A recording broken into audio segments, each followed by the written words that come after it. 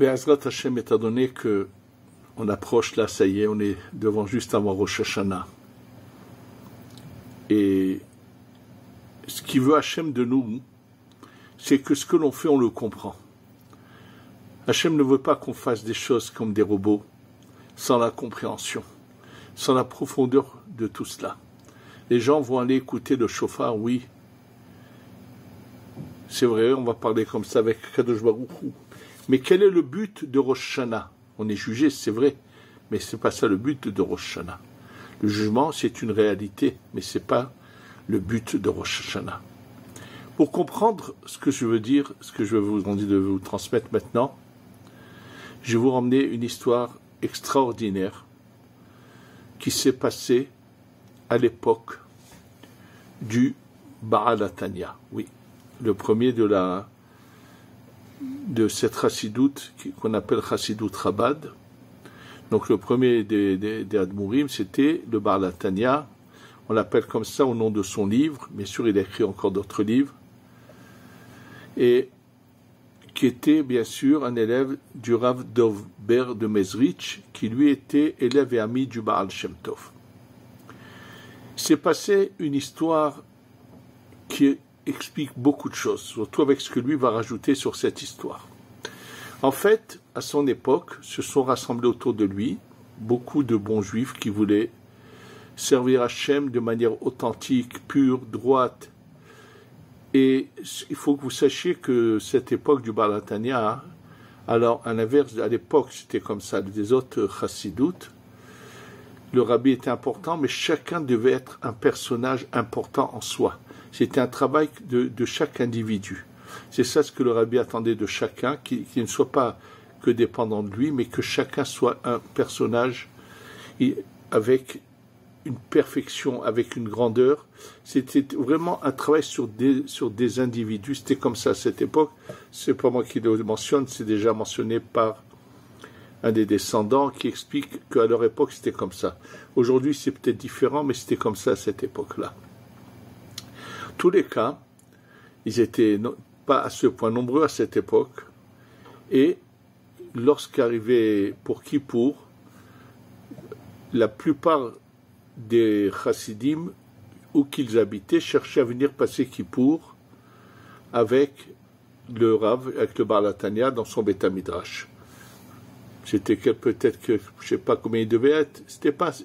C'était juste la région où il habitait et son environnement, où il avait, comme c'est ceux qui étaient attachés à son enseignement. Une veille de Kippour, très tôt le matin, où bien sûr les chassidim étaient debout de bon matin. C'était à l'origine, ils se levaient très tôt.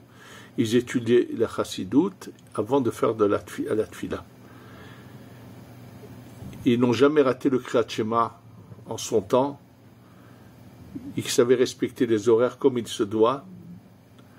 Et en tous les cas, l'histoire est la suivante. Un des chassidim qui était très proche du Rav, qui était vraiment un personnage extraordinaire, très très proche, que le Rav aimait beaucoup, et se trouvait là-bas la veille de Kippour très tôt. Et voilà que, pendant qu'ils sont eux en train d'étudier, se préparer la tfila ils font la tfila de Shacharit tôt, pour se préparer à Kippour, rentre quelqu'un qui n'habite pas dans le coin, mais qui a pris la route, et qui venait d'arriver pour être présent pendant Kippour chez son Rav, chez le Baal HaTanya, et après Kippour repartir chez lui. Et lorsqu'il rentre au Beth Midrash, bien sûr, les gens le connaissent, qu'il est un des chassidim. Ils n'étaient pas tellement nombreux, ils se connaissaient, où il venait, et tout le monde lui dit, bien sûr, Shalom Aleichem, bonjour, comment vas-tu? Il leur dira que cette année soit meilleure, ça suffit avec les souffrances. Alors, ils sont tous surpris de sa réaction. Pourquoi tu parles comme ça? Il dit, pourquoi je parle? Mais dans la ville où j'habite, de laquelle je suis venu, il était sorti pendant la nuit pour arriver le matin. Il y a une famille entière juive qui est dans la prison de celui ils appellent le prince de la région, parce qu'ils ont une dette, et si aujourd'hui, jusqu'à ce soir, la dette n'est pas payée, il les jette, il les met il a des chiens, des bulldogs terribles, et lorsqu'il veut punir celui qui lui donne de l'argent, ou pour quelque raison que ce soit, il les met dans la cour où se trouvent ses chiens, et les chiens les déchiquetent. Vous voulez, alors, bien sûr, il leur raconte ça avec de la tristesse, vraiment de la souffrance. Et il leur dit, alors les gens lui disaient, eh ben, on n'a pas réussi à rassembler la somme. Il faut que quelqu'un paye la somme. On n'a pas réussi à la rassembler, cet argent. Ce chassid, qui entend ça, vient vers lui et lui dit, donne-moi tous les détails. Voilà, et voilà, je veux tous les détails. Il lui dit alors, non, je veux tous les détails. Il dit, voilà, tu veux les détails? C'est dans tel village, petite ville, ou je sais pas, c'est pas un village, c'est une petite ville. Et voilà leur nom, et voilà où se trouve le château du prince, et ainsi de suite. Qu'est-ce qu'il fait ce chassid? Il rentre chez lui tout de suite, et il dit à sa femme de ne pas s'inquiéter, de ne pas l'attendre, qu'il doit aller absolument faire une grande mitzvah de rachat de prisonniers, et que lorsqu'il reviendra, il reviendra directement au Beth Midrash, au lieu de prière du Bar Latania, directement, où il fera la tfila ailleurs s'il le faut, puisqu'il doit aller s'occuper de sauver des gens, des vies. Et il prend tout de suite un cocher avec sa diligence, et il lui dit, tu vas me prendre il le prend pour la journée. Ils vont pendant, je sais pas combien d'heures sur la route, et enfin ils arrivent à l'endroit. Il va directement chez le prince, il demande à être reçu, il lui dit c'est urgent pour sauver cette... Il lui dit combien tu veux pour les sauver? Il lui dit il me faut tant d'argent. Il discute, non, pas moi que ça, si j'ai pas telle somme ce soir, ils iront les chiens les mangeront. Donc lui, qu'est-ce qu'il fait? Il se dirige directement vers le quartier juif de la ville. Il va là-bas, il va de magasin en magasin, de maison en maison. Il leur dit, vous êtes bien sûr qu'on est tous au courant. Et il leur demande de l'aide. Ils lui ont dit, écoute, nous on n'est pas ici, les riches sont pas là dans ce quartier. Ils lui donnent tout ce qu'ils peuvent, mais c'est loin de la somme.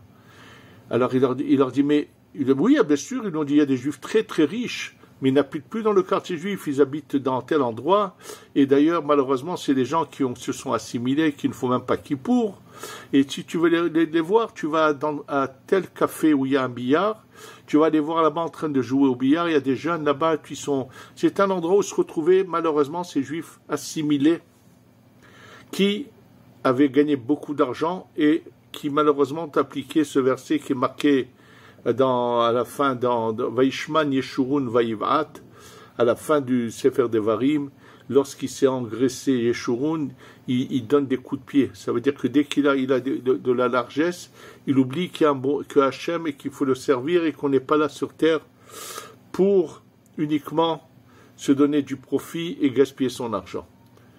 Et ils lui ont dit, mais sache qu'ils sont complètement assimilés. Et lui ne perd pas pied, il va à l'endroit en question.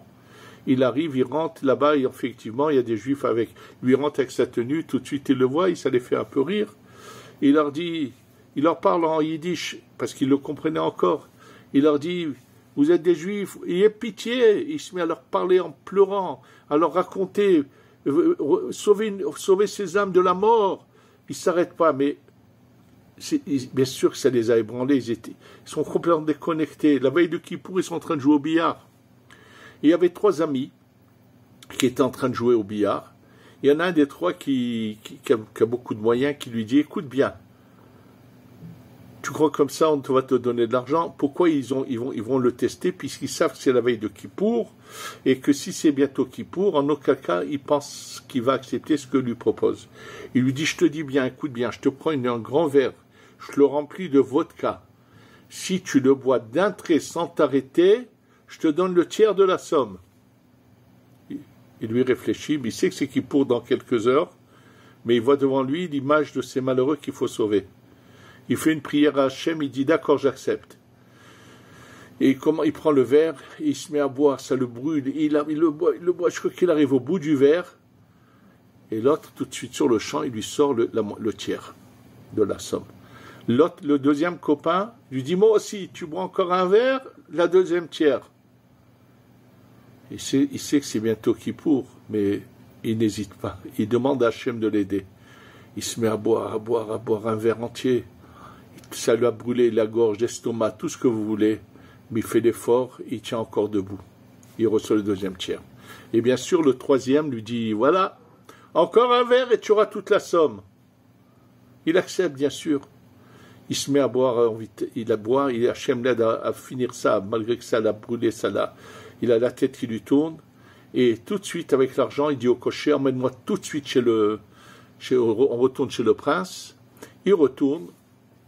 Et il va chez le prince, il lui dit, voilà l'argent. Le prince, il voit l'argent. Bon, il les fait tout de suite sortir. Et lui, le peu d'argent qu'il avait ramassé dans le quartier religieux, il leur donne à cette famille, dépêchez-vous de rentrer chez vous, vous allez avoir de l'argent pour vous acheter à manger avant Kippour. Et il dit au cocher, il le paye, ramène-moi tout de suite chez le bar Latania, là-bas. Le cocher, c'est un goy, bien sûr, mais il lui dit où le ramener. Et bien sûr, toute la route, il a la tête qui tourne. Il tient encore le coup. Il arrive exactement quand il arrive et qu'il sort de la diligence. Il a réglé déjà le cocher, il rentre au Beth Midrash, eux viennent de commencer Kol Nidré. Il va directement devant un lavabo, il vomit tout ce qu'il a dans l'estomac et il ne peut pas tenir debout. Il va dans une pièce qui est attenante au Beth Midrash et il peut pas, il tombe, il va se coucher dans un coin, il peut pas, il s'endort, il ne peut pas. Et il dort, bien sûr.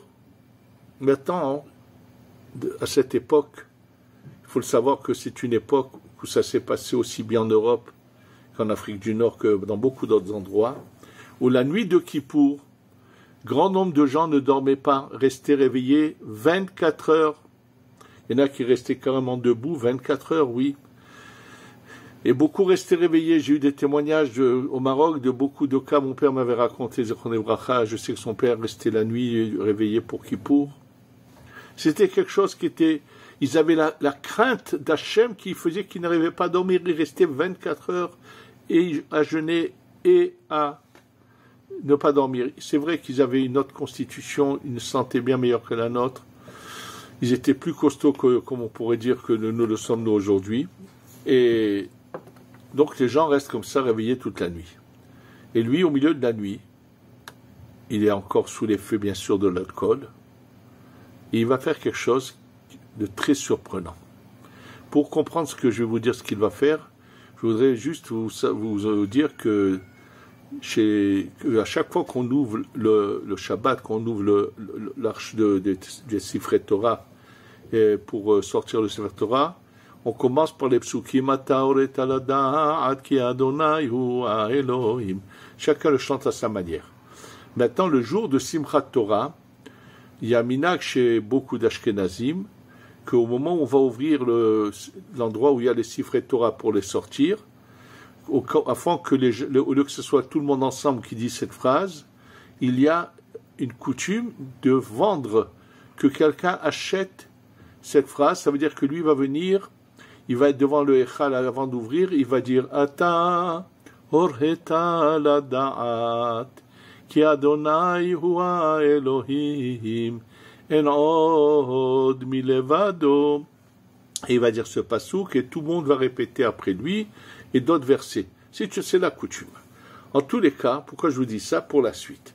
On est en plein milieu de la nuit de Kippour, vers le matin, et là, des gens sont restés là, il y en a qui viennent d'arriver très tôt avant la tfila pour étudier, et pendant qu'ils sont là, tous en train d'étudier, tout d'un coup, ce juif qui a sauvé cette famille, qui était endormie depuis l'entrée de Kippour, se réveille comme ça, il se lève, il se lave les mains, et puis il rentre dans le Beth Midrash, il va directement à côté de l'endroit où il y a la Sifrei Torah, et il se met à crier « Ata oret ala da'at, qui veut l'acheter ?» 10 roubles. Alors les gens le regardent, ils se disent « Mais qu'est-ce qui lui arrive? On n'est pas Simchat Torah. » Et la nuit de Kippour, tout le monde essaie de faire taire, rien à faire. Et lui qui continue « Ata oret ala da'at, 20 roubles. Ata oret ala da'at. » Et puis il dit « C'est moi qui ai acheté. » Il se met à crier à tue-tête, Ata horeta la da'at, ki Adonai hua Elohim, en od milevado. Et les psukim qui suivent, et on n'a pas réussi à le faire taire, il finit, il quitte le Beth Midrash et il retourne, il s'endort de nouveau là-bas, il va rester comme ça à dormir jusqu'à la fin de Kippour. C'est qu'à la fin de Kippour qu'il va se réveiller et prendre conscience. Il va juste arriver à la fin, quand ils sont presque à la fin de la Tfila. Il va rentrer, bien sûr, et qu'est-ce qu'il peut faire? Et là, dès que Kippour se finit, bien sûr, les plus anciens, les proches du Rav, du Rabbi, vont chez le Bar Latania et lui disent « Rabbeinu, il faut absolument qu'on te dise quelque chose, il faut que tu agisses. » Il lui parle ce chassid-là que le Rabbi aimait beaucoup. Le Bar Latania l'adorait, c'était vraiment quelqu'un de proche de lui. Et ils se mettent à lui dire, eux ne savaient pas qu'il est parti, qu'il a racheté, tout ce qui s'est passé. Eux, ils voient que tout d'un coup, au milieu de la nuit, il s'est levé. Et voilà ce qu'il a fait. Et lui, le Bar Latania, c'est exactement ce qui s'est passé. Et quand ils veulent se plaindre de lui, il les arrête, il leur dit, écoutez bien, mes amis, mes élèves, vous avez une grande erreur. Sachez que tout ce qu'on fait depuis Rosh Hashanah,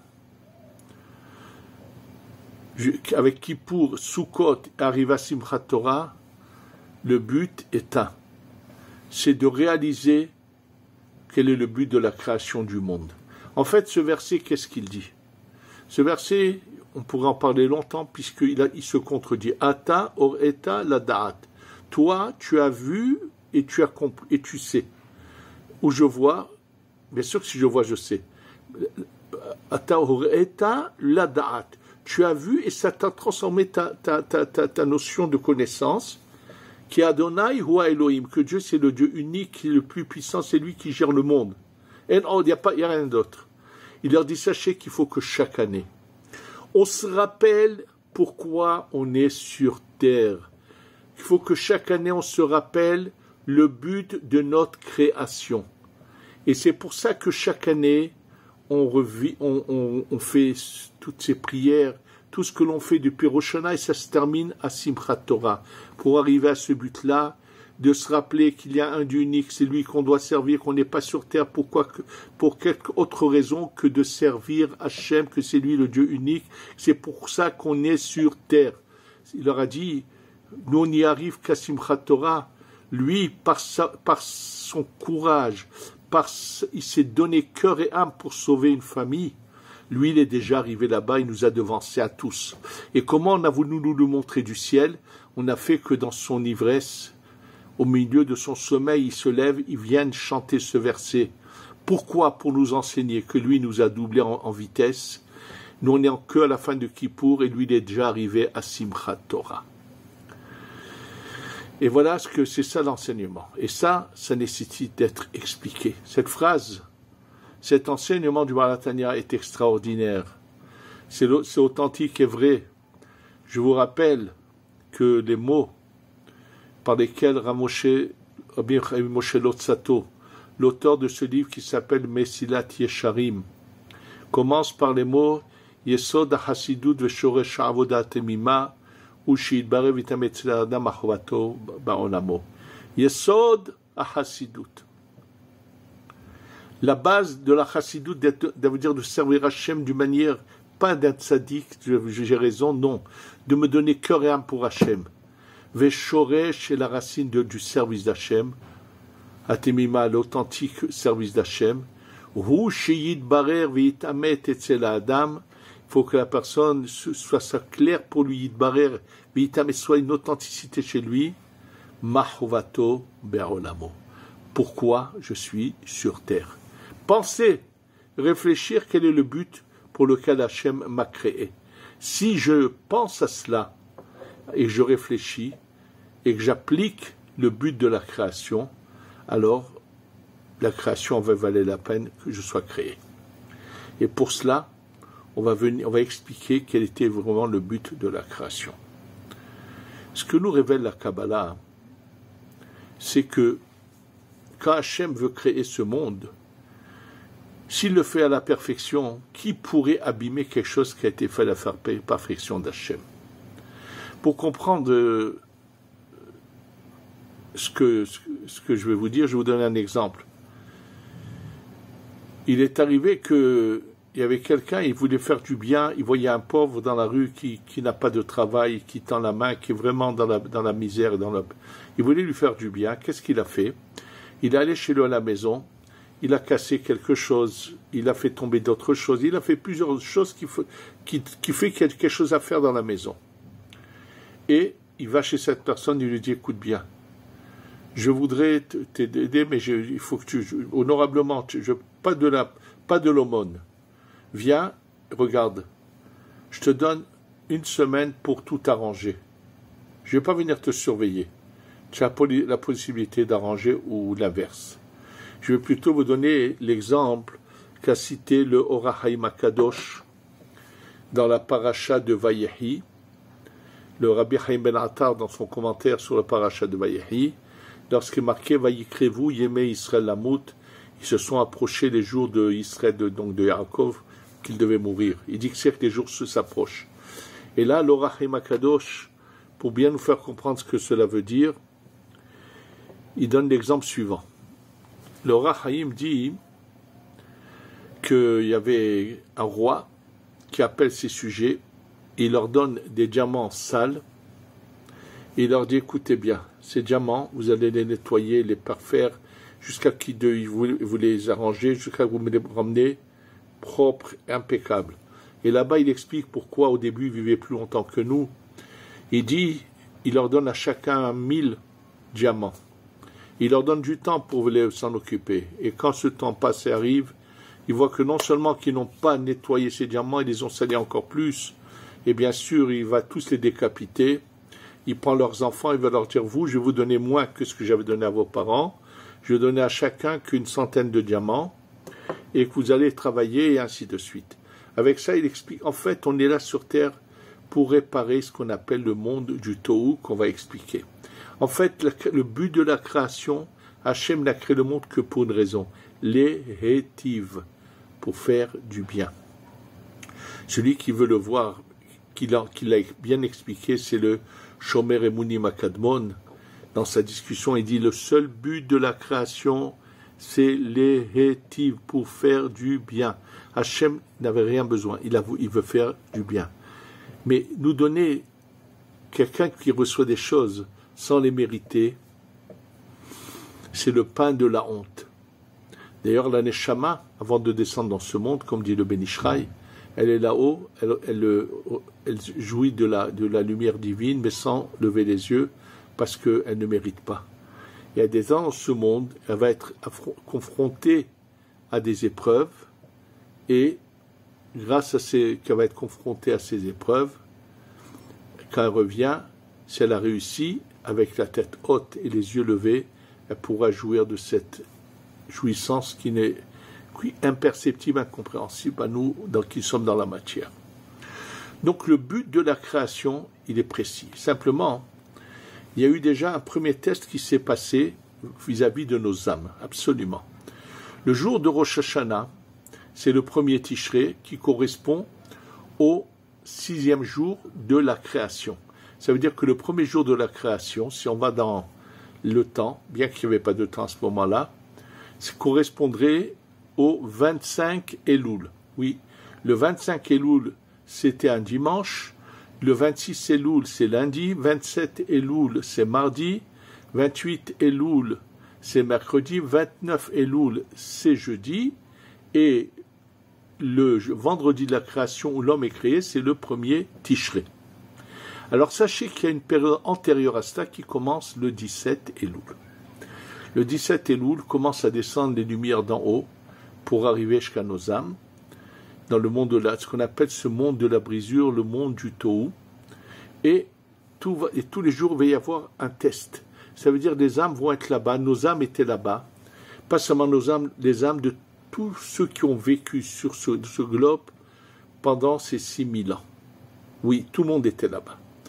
Et c'est à ce moment-là que Hachem propose la Torah à tous, et il y a un test de ou appliquer ou de détruire. Malheureusement, la grande quasi-majorité refuse totalement la Torah. C'est pour ça qu'ils vont venir dans ce monde sous la forme des nations qui n'ont rien à voir avec le peuple juif. mais ils vont revenir d'abord spirituels, mais eux seront en dehors du Gan Eden. Ceux qui auront accepté d'appliquer la Torah vont tous revenir dans le corps de Adam Arishon, qui est spirituel, le premier homme. Il les a autour de lui, en lui, mais il y a bien sûr différents niveaux. Pour comprendre cette image des différents niveaux, je voudrais juste vous rappeler une anecdote merveilleuse de Rabbi Elimelech de Lijinsk avec son frère Rabbi Zusha. Rabbi Zusha a dit à son frère Elimelech, il lui dit, toi ta neshama se trouvait dans la main de Adam Arishon.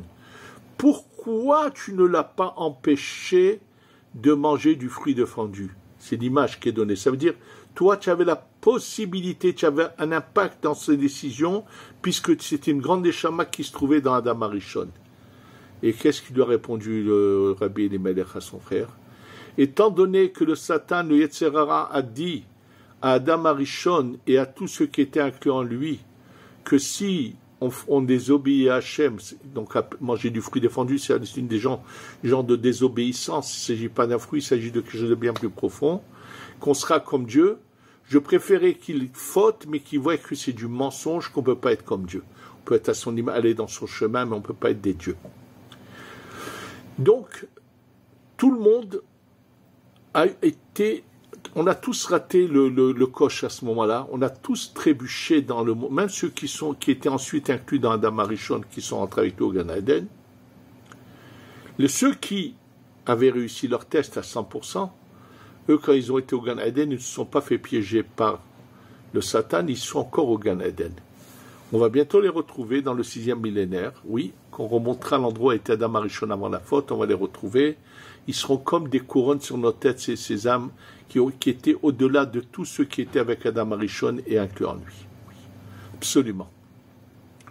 Donc, on est là, chaque année, et va venir réparer, il va venir à l'endroit exact où il a fauté dans le Olamato. Et il vient pour réparer.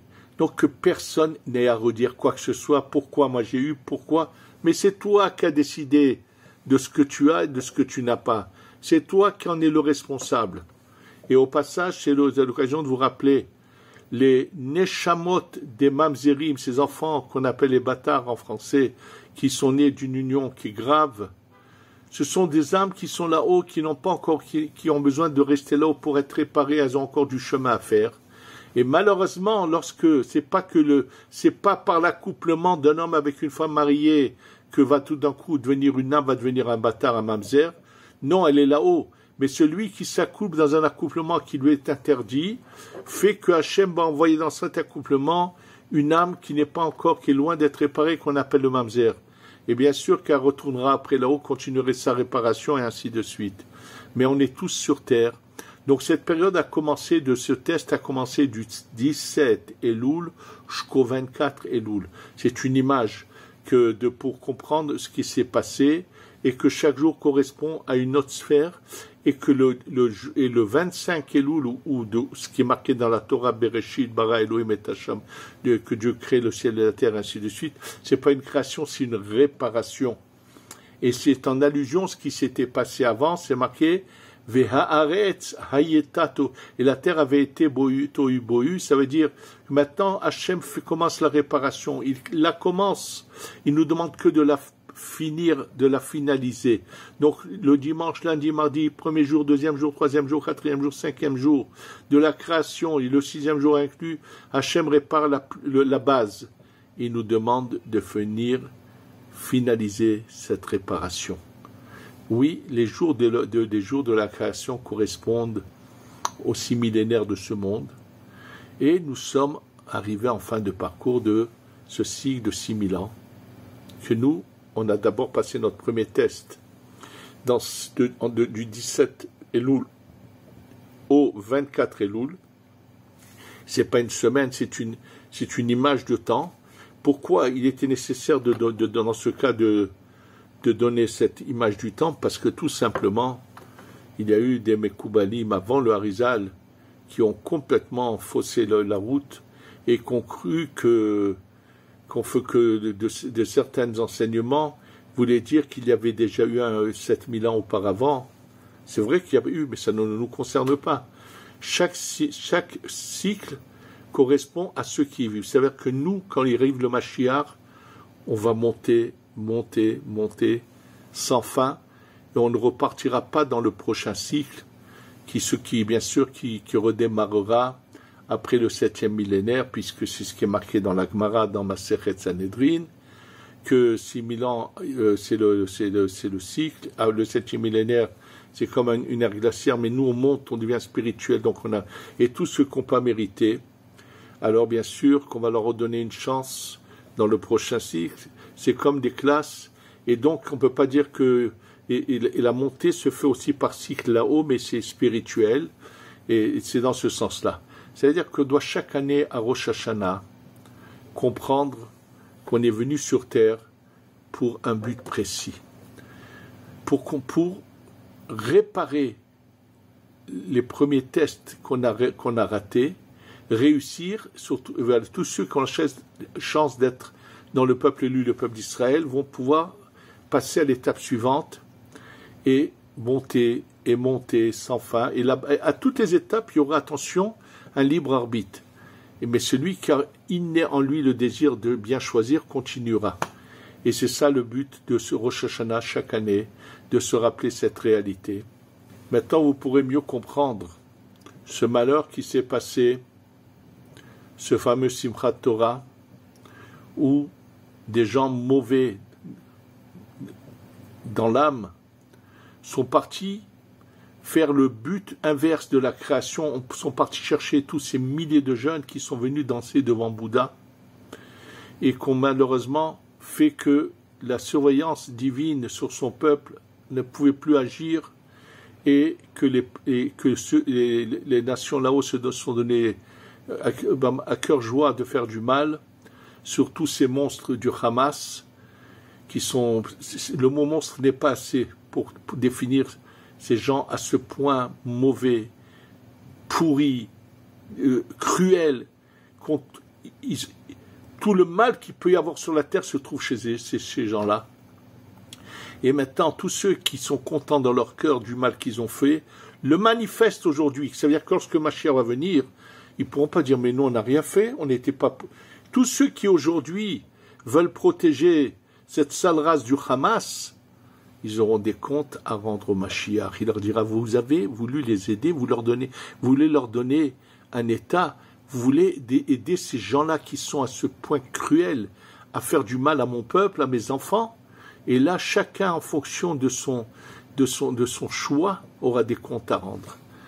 Et face que nous, ce Rosh Hashanah, on va faire cette déclaration d'amour, d'attachement à Hachem, qu'on va réciter ces versets particuliers dans le Moussaf de Rosh Hashanah.